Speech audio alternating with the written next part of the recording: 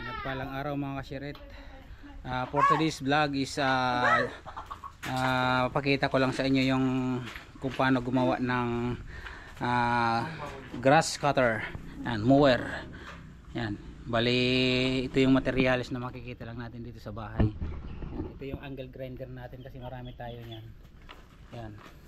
Ito naman, talim niya is yung kolang yan, yung rayo ng bisikleta. Yan. Makikita yung sila. Yung dalag niya guys is pang bike guys. Yun naman yung balancer ng bike. Kinuha natin yung dun sa bisikleta na abot kasi hindi siya marunong. Kapoy. Yan. Si ako si Bulok. Tapos makikita nyo, dinagtungan natin siya dito ng Tubo. Basura. Basura. Yung empty bottle ng Coke para kasi pag wala yan possible na yung tinabas nating damo yung moisture is pumasok dyan, magagrounded yung ating grinder, kaya nilagyan natin yan. Tapos naglagay din tayo ng extension na extension na PVC.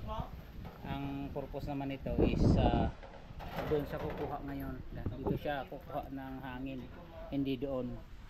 Kahit basa yung ating igagrass cut is ayos lang, hindi siya mababasa yung ating grinder kasi hindi siya humihigop ngayon ng hangin.